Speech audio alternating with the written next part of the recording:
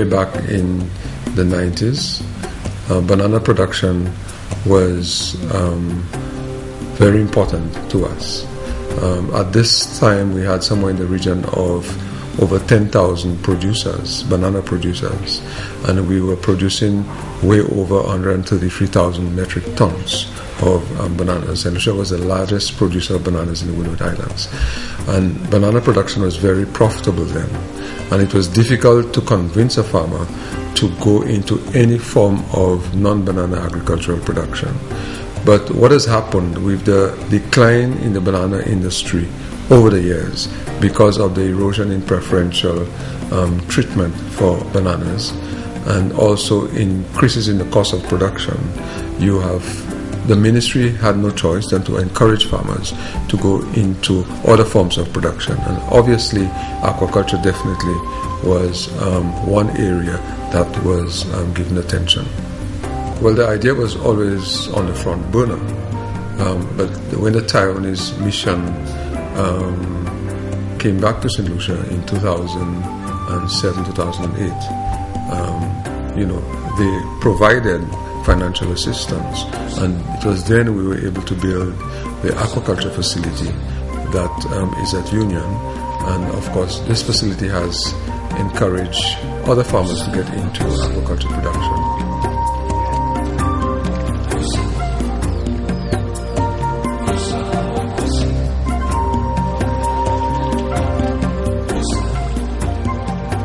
The mission, in collaboration with the Ministry of Agriculture, developed the aquaculture project, cooperation project.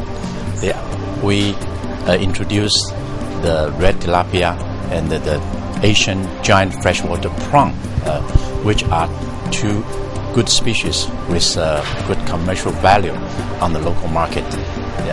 Since then, since year 2007, we also built the related aquaculture facilities at the Union Agriculture Station, including broodstock developed ponds, grow-out ponds, nursery ponds, and hatchery for the purpose of producing baby fish and baby tilapia. This facility has been completely finished in year 2011, and since last year we are producing quite good numbers of the baby fish and baby shrimp. The capacity of this facility annually, we can produce 100,000 tilapia fingerling plus 4 million of the baby shrimp. That will be sufficiently supply the baby fish, baby shrimp to the local aquaculture demand.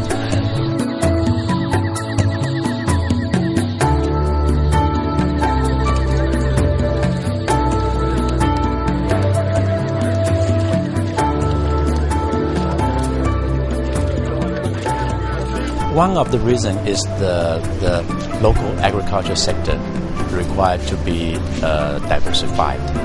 In addition to banana, I think St. Lucia has a very good natural environment and very favorable climate. It is suitable for the aquaculture development as other sources of agricultural production.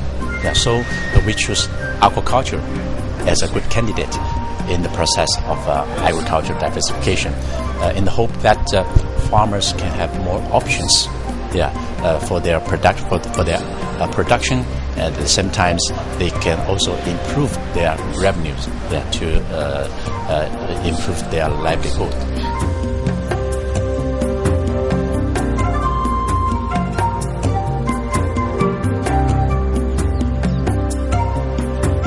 St. Lucia now is playing the leading role in the development of agriculture business.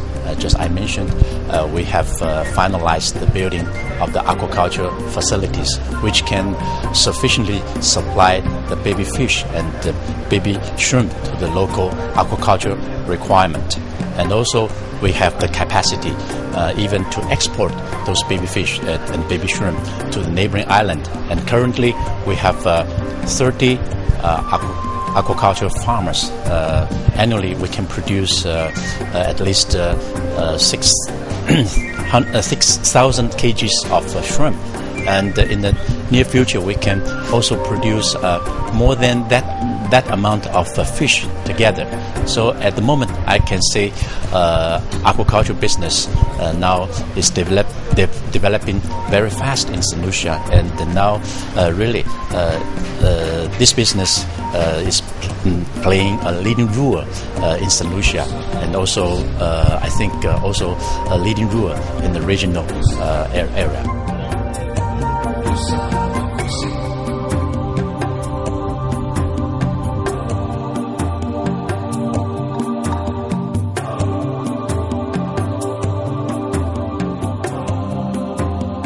We have a lot of aquaculture farmers. They are ladies.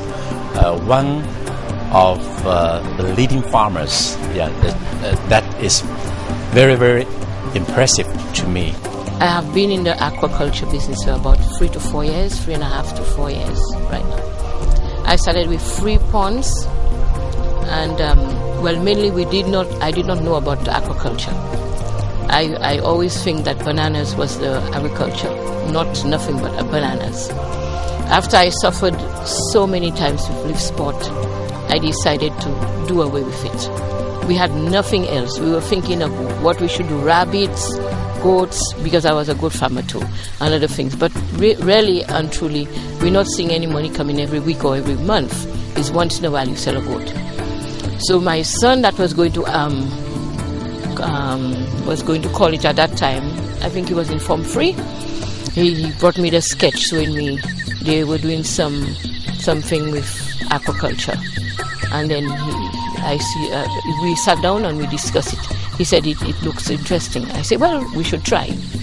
So I went in to town to the agricultural sectors, fisheries, asking who is the person responsible for aquaculture. Then I saw Mr. Leo, and he told me I should go to Mr. Serrier, who is the one really in charge of it.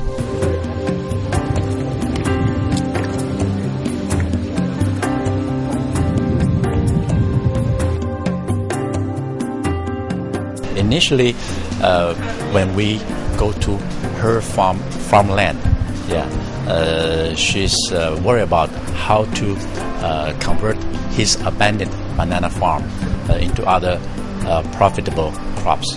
So we give some technical guidance on the aquaculture practice and introduce him that this will be a good business for him to develop to replace the production of banana. Then she began with 3 ponds, and we found the revenue is good. He has as many as 12 ponds for the production of fish and shrimp. She wants to be sure that her farm can consistently supply fish and shrimp all year round to her customers. And we see she's a very ambitious and business-oriented lady.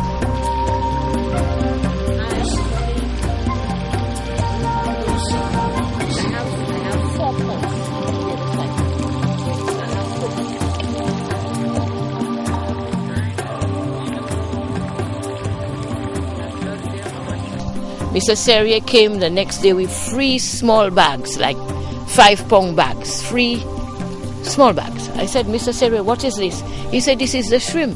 I said, that's what I paid for? That will not survive. You should leave that alone. He said, no, Mr. Charles. I will deposit them in there, and you have to just feed for me. He showed me how to feed. I feed 1 month, 2 months, 3 months, 4 months. I say, my God, you're not seeing what you're doing there, because it's just a bowl of water, and you're not seeing nothing in there. In 4 months, he came. He said, okay, Miss Charles, today I am here to check your shrimps for you to see how big they are and how well they grow. I say, okay, sir. But I realize I don't see nothing there, so I don't worry myself. He said, come. He went in the water with another guy, because that's the position. That's what they do after 4 months. He brought in the net and he showed me the shrimps, and I could not believe that. They were so big. When he measured, he told me this is the biggest shrimp I've ever came across since I'm doing aquaculture. You did a good job. And I was so happy. I did not know what to do. I wanted to cry. I wanted to laugh, because that's something I really went into and I did not know what it was like. But anyway, I continued feeding, and after 6 months, I started selling.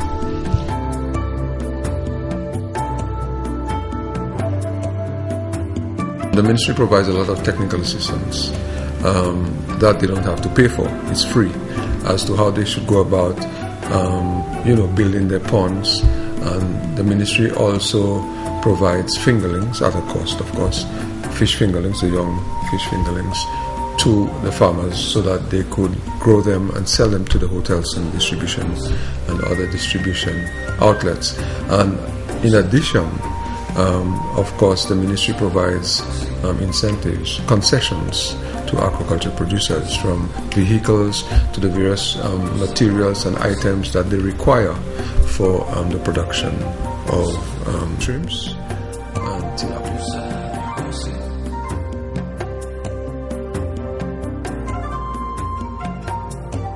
When I look at the aquaculture business, it's an easy business. Apart from that, you don't have to feed them over the limit. You give them the right feed twice a day. Well, I feed twice a day. Some people feed once a day, and they give them a large amount. So it has no problem at all, no trouble. When you're doing your harvesting, if you have a heavy harvest, like you have 100 pounds, or you have 50 pounds and you need somebody else, then you just hire one person. But we are doing it, our family. What we do, we harvest quickly. And how you harvest, you get your container of ice, you harvest from the thing, you weigh, and you put it into the ice. Right up.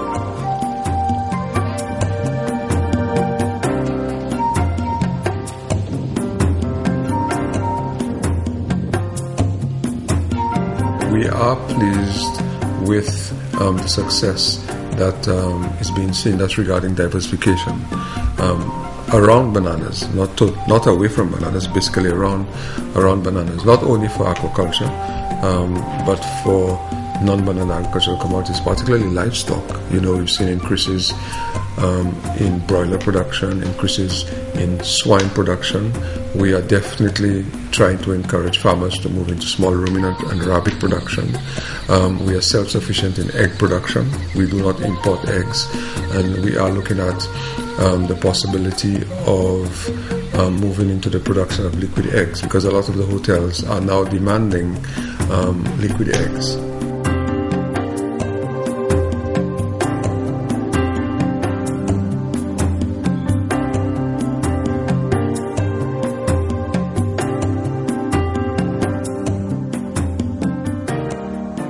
The facility basically produces all the fingerlings and the young shrimps that are required for the farmers to produce and sell to the various hotels, supermarkets, and distribution outlets.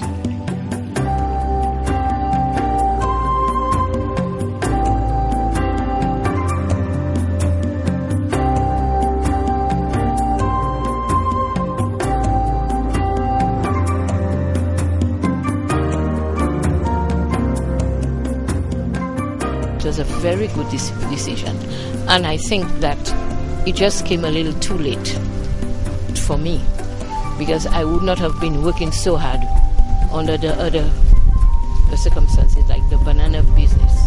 So it was a very good thing, and it is a very good business, and I would advise some other women, maybe old like me or young too, to go into it. It's an easy business.